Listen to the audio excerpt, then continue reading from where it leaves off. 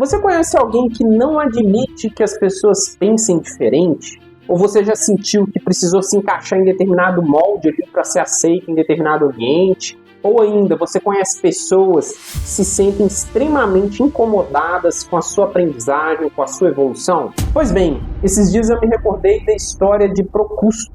É um mito grego, né? Acompanha a história de Teseu da mitologia grega. E Procusto é um personagem emblemático. Na realidade, ele é uma espécie de serial killer mitológico. A história dele se passa na cidade de Eleusis, na Grécia, uma cidade grega.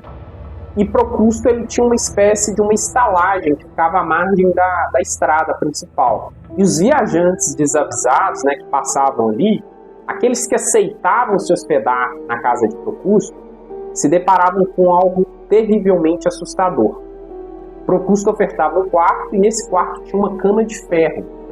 E essa cama de ferro, ele tinha na realidade duas, e previamente ele avaliava a estatura daquela pessoa que iria se hospedar. Se fosse uma pessoa um pouco mais alta, ele ofertava uma cama menor. E o que o hóspede não sabia é que Procusto era uma pessoa terrivelmente má, e ele amarrava esses hóspedes, e aqueles que tinham uma estatura maior, ele cerrava os membros dessas pessoas, né, os braços e as pernas, para fazer com que essas pessoas coubessem exatamente no tamanho da cama. E aquelas que tinham uma estatura menor, tinham seus membros esticados e dilacerados, tão somente para se adequar ao exato tamanho da cama de Procusto. Fato é que nenhuma das pessoas que topavam dormir na estalagem de Procusto terminavam a noite com vida.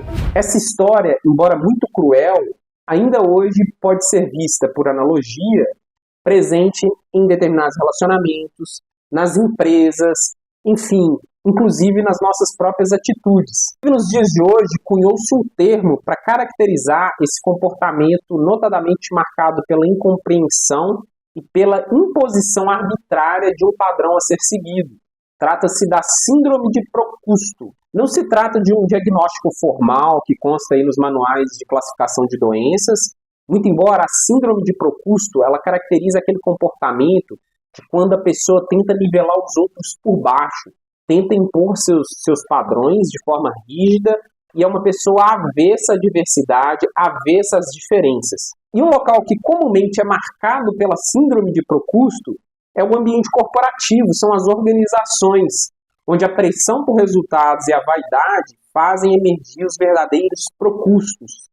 Sejam ali aqueles que tentam boicotar seus próprios pares, tentando ofuscar aqueles que se destacam, como também um perfil muito específico de liderança, que geralmente adota um arquétipo de governante, uma pessoa geralmente muito narcisista, mas que no fundo é muito insegura e precisa se reafirmar a todo tempo, impondo o seu poder. E esse padrão de comportamento geralmente parte de um viés completamente reducionista diante de assuntos que são intrinsecamente complexos. Aliás, há uma grande diferença entre ser objetivo, que é uma capacidade cognitiva, né, de sintetizar assuntos complexos, e aquele perfil de pessoas que não tem um mínimo de inclinação, de capacidade de querer entender o ponto de vista do outro e opta por tão somente reduzir aquilo, dizendo que aquilo não é algo objetivo, que não se encaixa no seu padrão.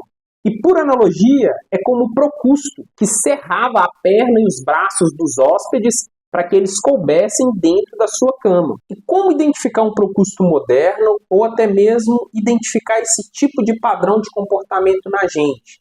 Alguns sinais: medo de ser superado ao ponto de querer sabotar os colegas, egocentrismo, narcisismo, insegurança, menosprezo por ideias alheias, resistência à inovação, à diversidade de pensamento, né? Afinal, Procusto não quer que ninguém brilhe além dele. Por isso que ele corta, ele poda. A convivência com esse tipo de pessoa, com esse ambiente, com esse padrão de comportamento, pode ser adoecedora, né? Pode gerar ansiedade exacerbada, desmotivação, enfim, é um tipo de comportamento muito danoso.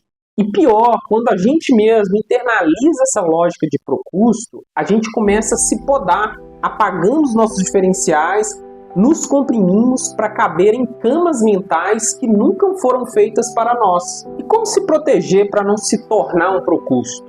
O primeiro passo é a consciência desse padrão. E também ter coragem. Coragem para não se moldar, para não se sujeitar a esse tipo de comportamento. É coragem para celebrar as conquistas dos outros. Coragem para ser uma referência e não uma ameaça. Valorize a diversidade de pensamento. Celebre as conquistas coletivas. E observe se o seu desconforto com os outros é sobre você e não sobre eles. A história de Procusto, ela é antiga, mas a sua lição, ela é urgente. Não se deite em camas que querem podar você. E também não construa essas camas para ninguém. Aqui, a gente acredita que cada pequeno passo, cada escolha e cada reflexão molda quem a gente é e quem a gente pode ser. Afinal, nós somos a soma de todos os nossos dias.